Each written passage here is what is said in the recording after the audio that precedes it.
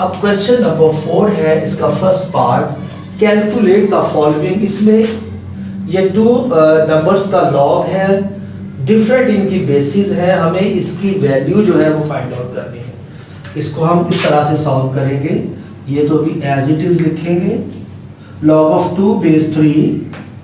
अब ये जो 81 है ये असल में है 3 की पावर 4 होता है 81। log of base 2 as it is लिखा और 81 को मैंने चेंज कर दिया है 3 पावर 4।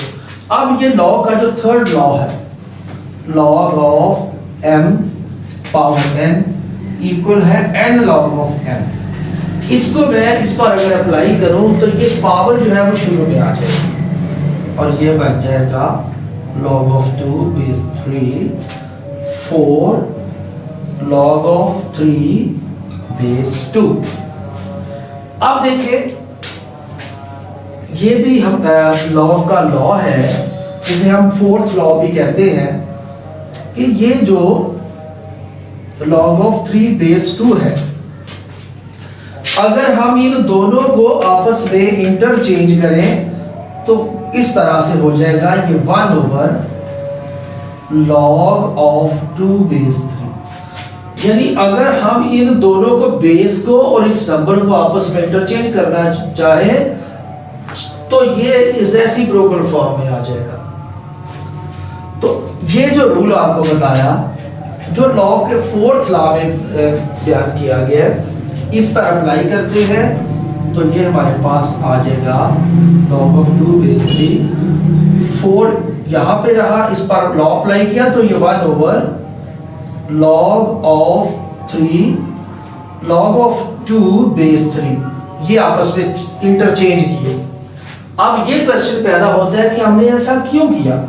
ये इसलिए किया ताकि अब ये दोनों एक जैसे सिमिलर हैं, ये डिनोमिनेटर है, ये न्यूमरेटर है, तो ये न्यूमरेटर इस डिनोमिनेटर में अगर सेम हो तो ये दोनों आपस में कट जाएंगे। यहाँ पे रह गया ये सिर्फ 4, तो ये हमारे पास बच गया, ये हमारी वैल्यू आ गई जो हमें फाइंड आउट करनी थी। इस तरह इसको सिंप्लीफाई करने से जो हमारे पास फाइनल वैल्यू आई है वो 4 है, तो 4 इसका आंसर है। इसमें एक तो हमने ये थर्ड लॉ को अप्लाई किया और ये जो बात बताई है कि अगर हम इन दोनों को इंटरचेंज करें, ये लॉग का फोर्थ लॉ है जिसकी हम आगे जाके पूरी डिटेल और 4 लॉज का जो प्रूफ है वो उस भी एक्सप्लेन मैं करूँगा और वो भी आपको डिटेल के साथ बताया जाएगा। इस तरह ये क्वेश्चन नंबर 1 का फर्स्ट पार्ट कंप्लीट हुआ। अब हम सेकंड पार्ट शुरू करें।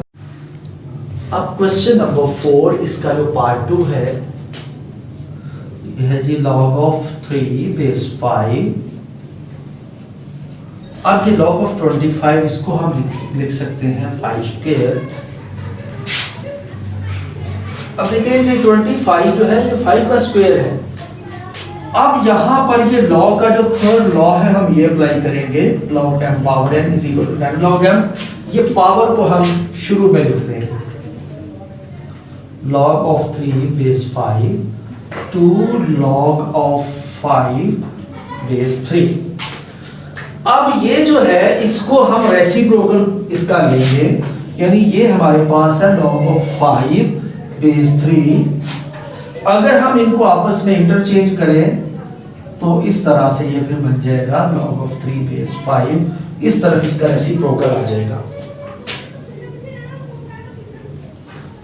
log of 3 base 5, ये 2 ऐसे, ये 1/log of 3 base 5। इनको आपस में इंटरचेंज किया है। अब ये दोनों कैंसिल हो गए और हमारे पास जो रिमेनिंग वो 2 बचा। यही इस क्वेश्चन का आंसर है। इस तरह ही हमारा क्वेश्चन नंबर 4 जो है ये भी कंप्लीट हो गया। Don't forget to hit like and subscribe and also share our videos with your friends.